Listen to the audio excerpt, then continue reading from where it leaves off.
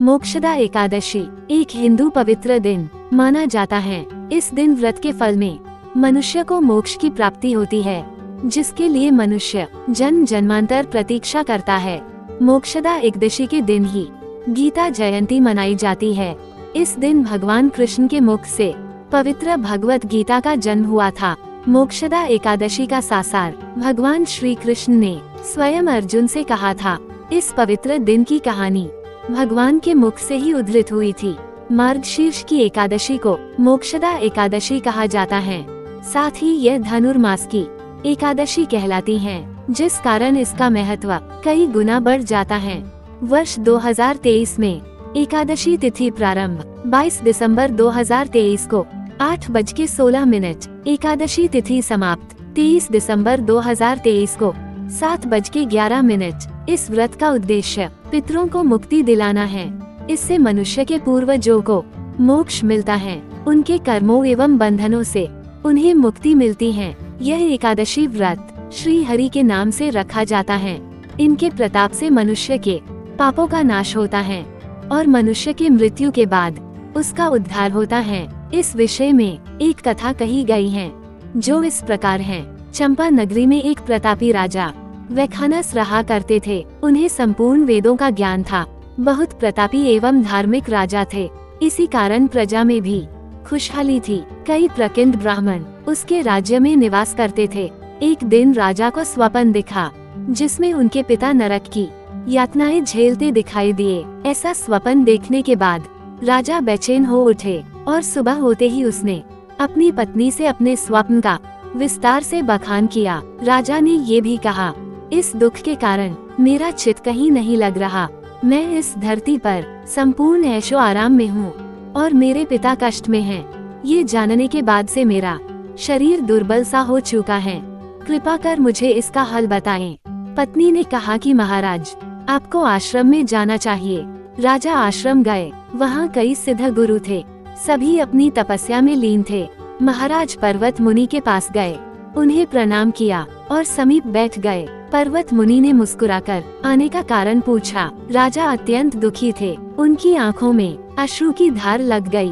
तब पर्वत मुनि ने अपनी दिव्य दृष्टि से संपूर्ण सत्य देखा और राजा के सर पर हाथ रखा और यह भी कहा, तुम एक पुण्य आत्मा हो, जो अपने पिता के दुख से इतने दुखी हो। तुम्हारे पिता को उनके कर्मों का फल मिल रहा है। उन्होंने तुम्हारी माता को तुम्हारी सौतेली माता के कारण बहुत यातनाएं दी। इसी कारण वे इस पाप के भागी बने और नरक भोग रहे हैं। राजा ने पर्वत मुनि से इस दुविधा का हल पूछा। इस पर मुनि ने उन्हें मोक्षदा एकादशी व्रत पालन करने एवं इसका फल अपने पिता को देने को कहा। राजा ने विधि पूर्वक अपने कुटुंब के साथ व्रत का पालन किया और इस व्रत का फल अपने पिता के नाम से छोड़ दिया, जिस कारण उनके पिता के कष्ट दूर हुए और उन्होंने अपने पुत्र को आशीर्वाद दिया। इस प्रकार इस व्रत के पालन से पितरों के कष्टों का निवारण होता है। जय श्री कृष्णा भक्तों। मोक्षदा एकादशी व्रत विधि। मोक्षदा एकादशी के दिन सूर्योदय से पहले उठकर स्नान आदि से निवृत्त होकर व्रत का संकल्प लिया जाता है और भगवान श्री दामोदर का पूजन किया जाता है। पूजा में घी के दिए का प्रयोग और दिए में थोड़ा सा खड़ा धनिया डाला जाता है। तुलसी की मंजरी दामोदर को अर्पित की जाती है। मिष्ठान और फलों का भोग लगाया जाता है। मोक्षदा एकादशी व्रत की कथा सुनी जाती है और रात में जागरण करते हुए भगवान का संकीर्तन किया जाता है। इस दिन गीता के 11वें पाठ का अध्याय अवश्य करना चाहिए। चंदन की माला से श्री कृष्ण दामोदराय नमः मंत्र का जाप किया जाता है। मोक्षदा एकादशी के अगले दिन पूजा पाठ करने के बाद गरीबों को दान दक्षिणा भी जाती है। पूजा पाठ तथा दान दक्षिणा के बाद व्रत खोला जाता है और भोजन ग्रहण किया जाता है।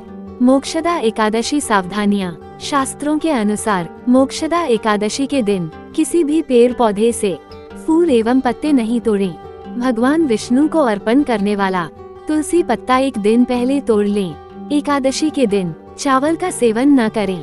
मान्यता के अनुसार इस दिन चावल ग्रहण करने से मनुष्य का जन्म रेंगने वाले जीव की योनि में होता है। जौ, मसूर की दाल, बैंगन और सेमफली भी खाने से बचें। इस दिन मांस, मदिरा, प्याज, लहसुन जैसी तामसिक पदार्थों को ग्रहण न करें। किसी दूसरे व्यक्ति द्वारा दिया गया अन्न ग्रहण न करें, इससे आपके पुण्य नष्ट होते हैं।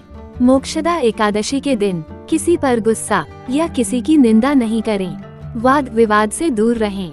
ब्रह्मचर्य का पालन करें। महिलाओं का अपमान किसी भी दिन नहीं करें, अन्यथा जीवन में कई तरह की समस्याओं का सामना करना पड़ता है। जय जय श्री कृष्णा भक्तों। इसी तरह की अच्छी कहानी और कथाएं सुनने के लिए वीडियो को लाइक और चैनल को सब्सक्राइब कर दीजिए। इससे प्रोत्साहन मिलता है। धन्यवाद दोस्तों।